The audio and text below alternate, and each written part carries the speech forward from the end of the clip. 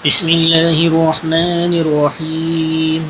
وأنفقوا في سبيل الله ولا تلقوا بأيديكم إلى التهلكة وأحسنوا إن الله يحب المحسنين وأتموا الحج والعمرة لله فإن أحسرتم فما استيسر من الهدي ولا تهلقوا رؤوسكم حتى يبلغ الهدي مهله ومن كان منكم مريضا أو به أذى من رأسه ففدية من صيام أو صدقة أو نسك فإذا أمنتم فمن تمتع بالعمرة إلى الحج فما استيسر من الهدي فمن لم يجد فصيام 3 أيام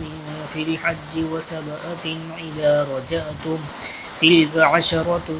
كاملة ذلك لمن لم يكن أهله حاضر المسجد الحرام واتقوا الله واعلموا أن الله شديد العقاب صدق الله.